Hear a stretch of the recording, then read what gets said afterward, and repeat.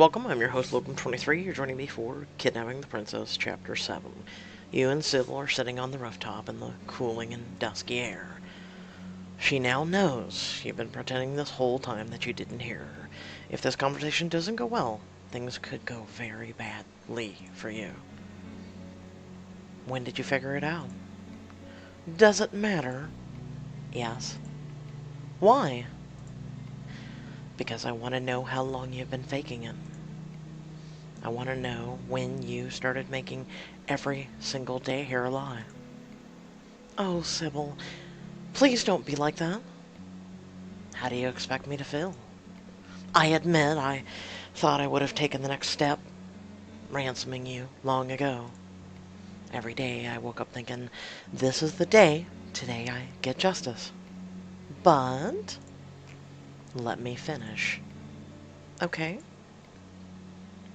But every day I would start talking with you or just see you, and before I knew it, the day was over, and the only thing I had accomplished was getting to know you a little better. Blushing, you find yourself moved by this small note of affection. Sybil. And now I see that the only thing I accomplished was getting fooled. She laughs bitterly and gets up from the bench, you're sitting on, her eyes on the horizon. What kind of kidnapper gets long conned by her captive? What kind of kidnapper starts to fall for her captive? Fall for her? Yes, Talia, against everything I felt and known in the last 12 years. Despite years and years of planning and stewing and waiting, I found myself... Cutting herself off, she turns back to you with a vicious look. But no, I was just a fool. You were playing pretend, and I didn't know we were playing. That's not true. Wasn't it? Well, yes. No, I don't know. I wasn't not being me, you know? No, Talia. No, I do not know. I don't get any of this. Why did you hide it from me? Why didn't you say the moment you figured it out? Oh my God, Sybil, you're actually alive. I'm so glad to see you. I wanted to, in my heart. I was screaming it every day. Oh, in your heart, I see. Well, in that case, I don't feel manipulated at all. You feel manipulated? Oh, poor you. I'm the one who got kidnapped. I'm the one who's been a prisoner for almost 4 months. I can't talk to anyone. I can't go anywhere. I'm constantly forced to do servant work. And to top it all off, day in and day out, I get treated like shit by my former best friend. You realize instantly that you went too far, and yet Sybil does not explode. Instead, she goes quiet. She moves away and sits down next to the fountain. Stay there until she comes back. The two of you sit in silence for 5 minutes. Then 10, 15. Finally, Sybil sighs in annoyance and gets up heading for the roof door. Hey, we're not done talking. That makes one of us. You realize you're on thin ice. One wrong move and she may decide to treat you like a stranger forever. You run over to her, grab her hand to stop her. Please, we need to discuss this. It's a lovely night. Let's just sit down and see if we can figure out what happens now. Please? Stiffly, as if she plans to reject anything you say, she moves back to the bench. Do you know what it's been like to be treated that way by the person you once cared for more than anything? Yes. I know better than anyone. I already told you. And I already told you to shut up. She grabs your wrist so hard it begins to turn purple. The look in her eyes frightens you. You have your fingernails, toes, and skin intact. I could have treated you much, much worse. I hardly think that excuses... Talk back to me again, and I'll throw you off this roof, former best friend. You gasp at her ferocity. You knew she might not take the news well, but this... Seems you may have actually managed to make things worse. One thing certainly won't be changing anytime soon. Sybil isn't entirely sane. I've treated you badly because you and your mother deserve it.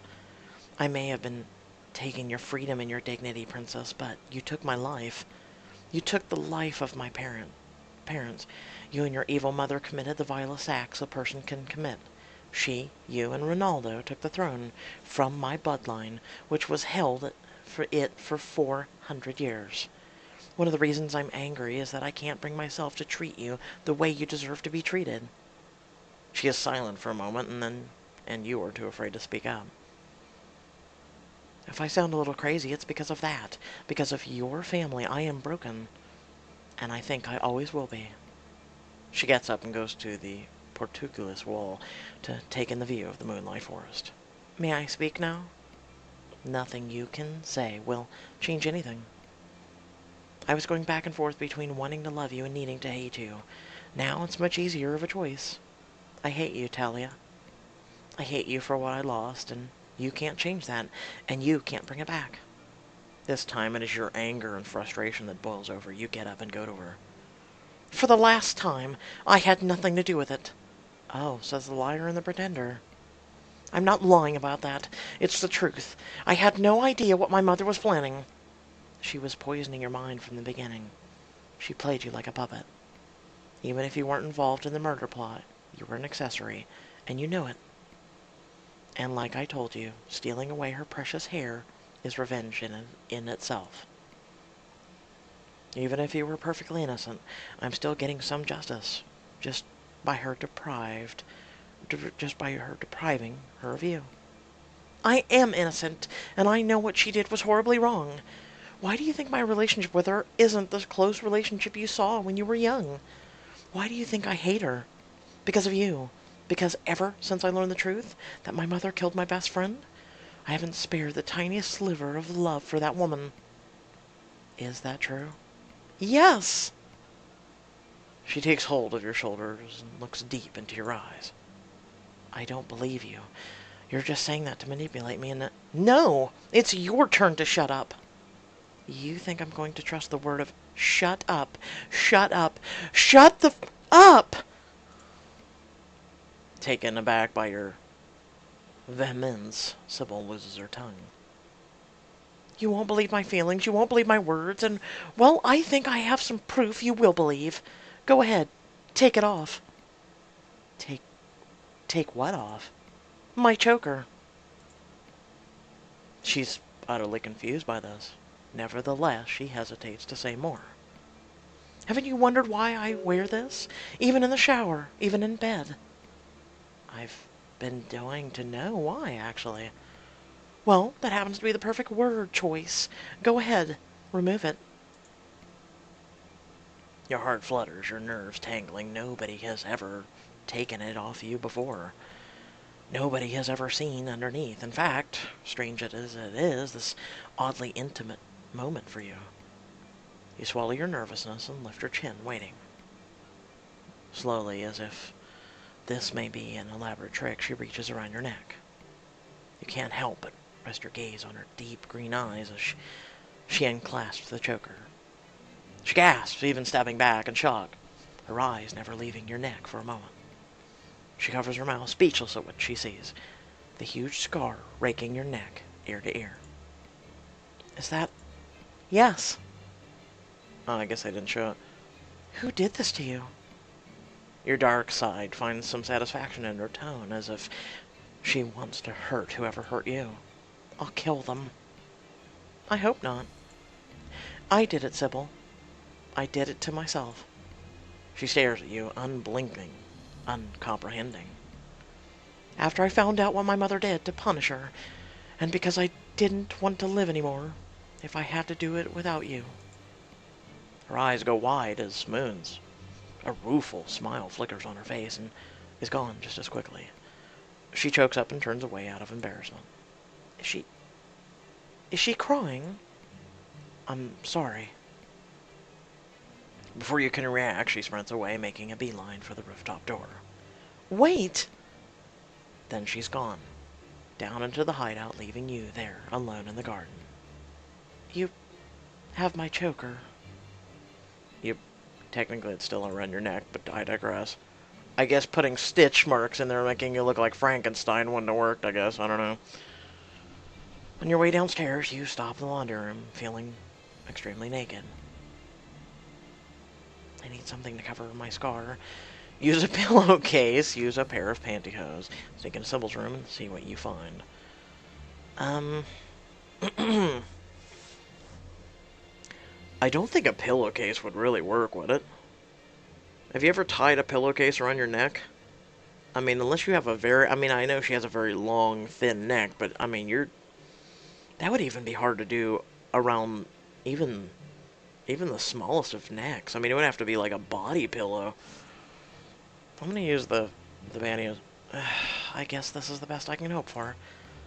Silly as it is, it seems better than nothing.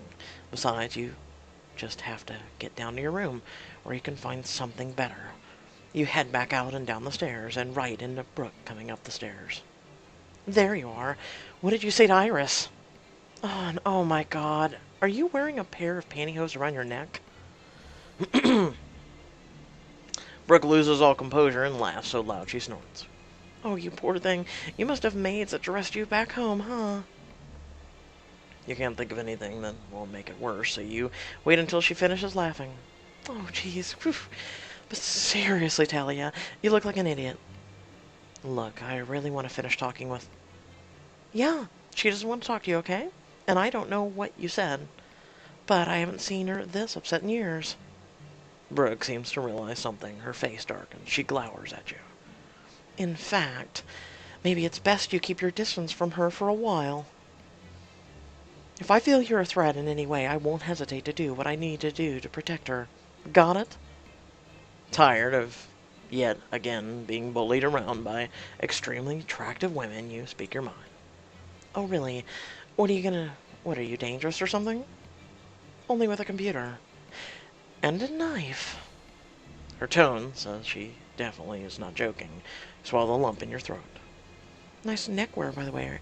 Very fitting of you. Brooke heads back down the stairs while you stand there waiting for your pulse to slow. 1 week later. Once again, you're eating your portion of the breakfast you prepared alone. Brooke and Sybil are eating at a different table, chatting about the modeling industry. After listening in on their conversation for a week, you've learned some things, most of which you'd unlearn if you could. It turns out Brooke is a very successful model in addition to being a computer genius. I'm Brooke, and I'm just perfect in every way. You angrily mash the eggs on your plate, wondering if you should even try to get through to Sybil with her around. No, it's actually a bad idea. Your ears prick up as you realize that they are now talking about you. I'm just asking you to cut your losses while you still can. What losses? So far I'm winning and Queen Esmeralda is losing. Hello? Talia is her only heir. She's never giving up. Narimia National Guard and even some palace guardsmen are scouring the country for her. It's just a matter of time before they find this place. And you're arrested and tried for kidnapping. And will be put on trial for kidnapping, Brooke. Good point. She can't let the public know you're alive, so she'll send this Ronaldo guy to put a bullet hole in the beautiful face of yours. I mean, I'm not planning on getting caught, Brooke. Well, nobody plans on getting caught. Look, if you let Talia go now and we leave the country immediately, by the time Talia can tattle to her mum, we'll be long gone. So you hope. And then you gotta wonder if they have extradition treaty. We can find a secluded little part of island, just a little cottage in the middle of nowhere, just you and me. Brooke. Should I let them keep talking? Interrupt them. Hey, hello. I'm right here. I can hear you. Yeah, we don't care, okay? Wow. So, well, your taste in friends has definitely gotten worse over the years. I'd say the only thing gotten worse in your taste is in women, Sybil. Before you know it, you're on your feet. Excuse me? Who said anything about you? You're her captive. You're her enemy. You're just saying that because you've been friend-zoned by Sybil. Brooke gasps as if you'd slapped her across the room. Well, aren't you a pretty little bitch? What's that phrase? Takes one to know one? Talia, Brooke, as entertaining as this is. Oh, I'm not gonna lie, I'd go for a cat fire, you know. At least I know what I am and want. You don't seem to have any idea you're a lesbian. Maybe because I'm not. Then why do you keep doing things and saying things to make Sybil want you? I do not, and she obviously doesn't want me. What are you, 19, 20? You're just a girl. What do you know about what women want? Plenty. Not that I care. I'm engaged to a very handsome man. Brooke almost falls out of her chair laughing. Why are they pushing this narrative? Like, I get it. They had a relationship-esque kind of feeling when they were younger, but I don't get why they're pushing this narrative of she must be a lesbian. I don't get it. Oh, wow. That poor guy. Poor guy? Nearly trembling with anger, you march right over to Brooke. I think you mean extremely lucky guy. Sure. Yeah, whatever. What guy wouldn't want to be forced into marrying a lesbian? For the last time, I'm not a lesbian. He is marrying a princess. Sybil has continued eating her breakfast over a mouthful of eggs. She says, You're not a princess. You're upset and confused and not sure how to get out of this conversation with the high ground. But you are a lessie. Oh, yeah? Well, you're super hot. If I were a lesbian, wouldn't this turn me on? You drop into Brooke's lap and hook an arm around her neck. Brooke's eyes go wide, and when she turns to look at you, your faces are only centimeters apart. Sybil stares openly at you. You've got her full attention now, that's for sure. You tell me. Is it turning you on? Not in the least. Oh, is that so? Annoyed, Brooke shifts her body so more of your legs are touching hers. You become very aware of her lap and the perfect orbs under her shirt pressed against yours. No, don't you interrupt this.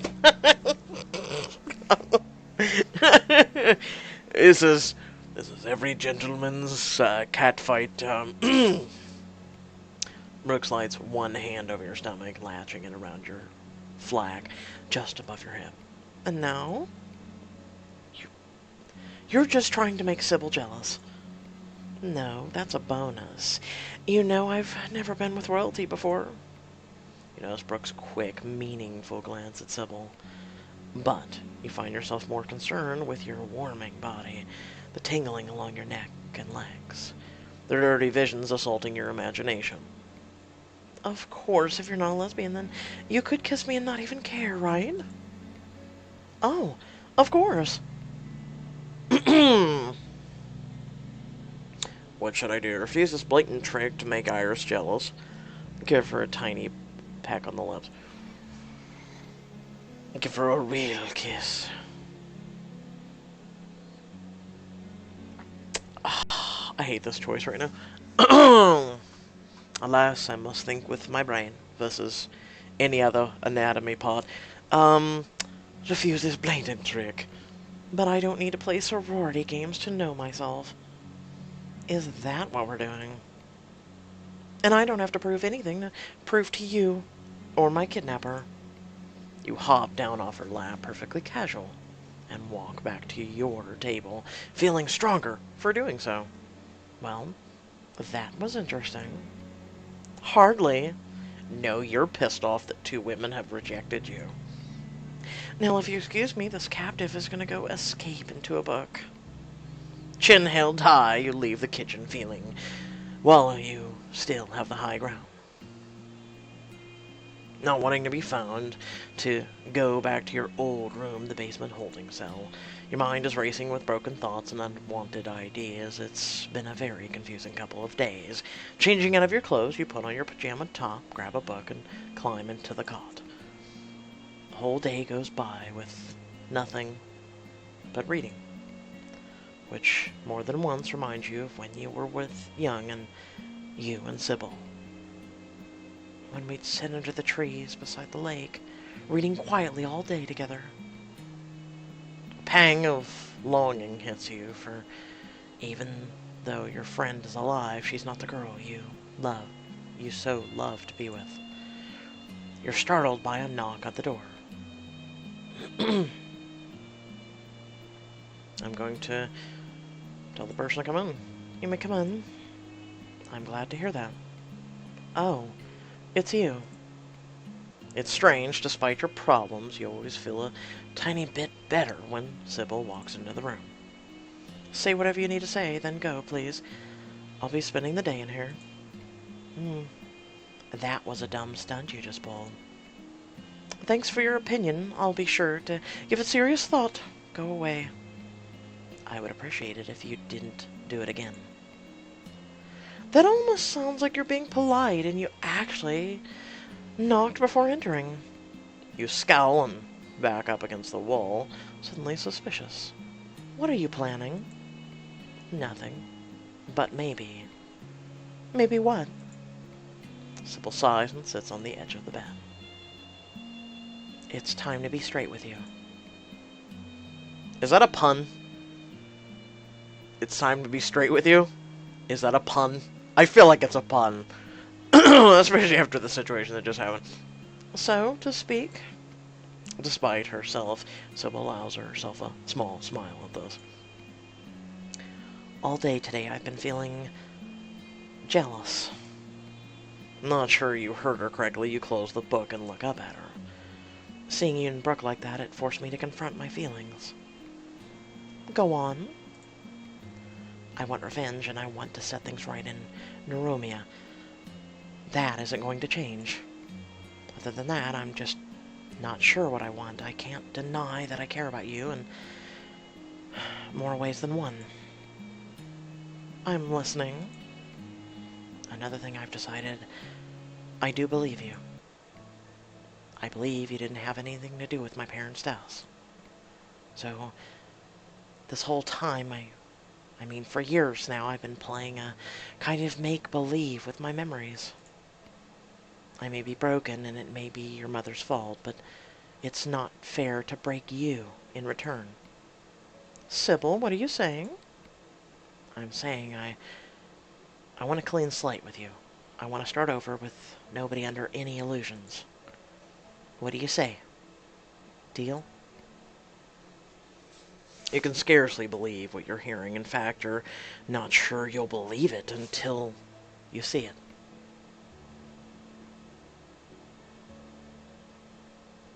Okay. It's a deal. Remember our pretend date that you won from our card game? Let's have it. But this time, it won't be fake.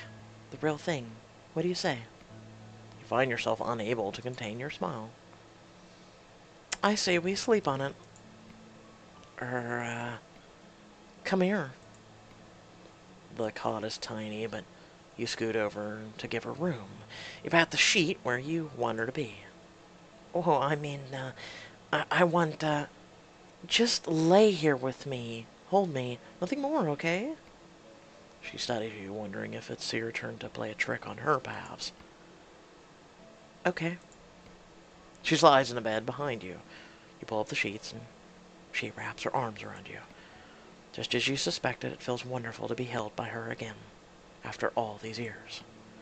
Feeling her breath over your cheek does, in fact, make you think less innocent thoughts. But you'll worry about that later. Yes. Yes? Yes. I will go on that date with you. For the first time in months, you drift off to sleep feeling hopeful. The next morning, you wake up to an empty bed. Happiness turns to disappointment until you find the note by the bed. Dearest Talia, I went into town with Brooke to get some supplies for our date. Don't worry, it will be just you and me tonight. I am very much looking forward to it. Sybil. You jump out of bed once again, excited to start the day. You must clean, prim, and pick an outfit. So much to do, and only half a day to do it. You start going through your options, which are really limited, and if only you had your wardrobe from... Suddenly all the lights go off, the sirens and flashing red lights come on.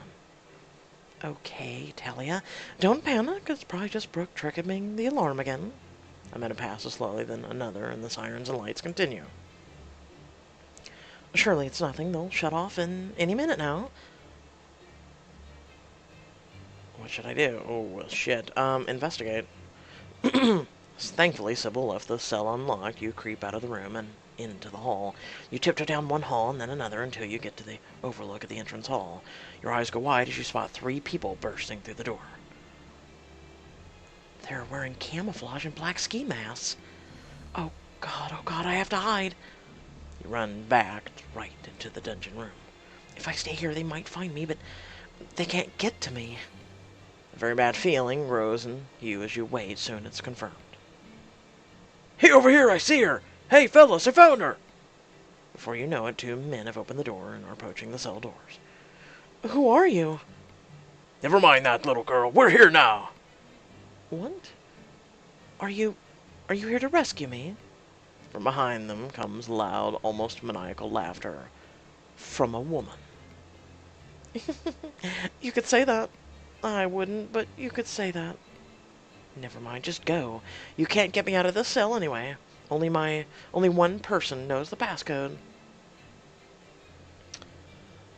The woman laughs again right in your face as she punches in a keycode, and the cell door slides open.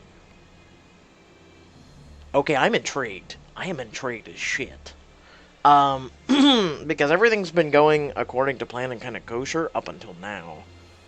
And then it's like, who's this woman? Who are the other guys? I'm like, okay. So with that being said, I hope y'all did enjoy the story. Feel free to like, comment, share, subscribe. Look forward to the other ones as well. Head down in the description below. You can follow me on social media, or if you want to support my content, there's a few links for that as well. And until next time, stay well, stay awesome, and I'll catch you all in the next video. Peace.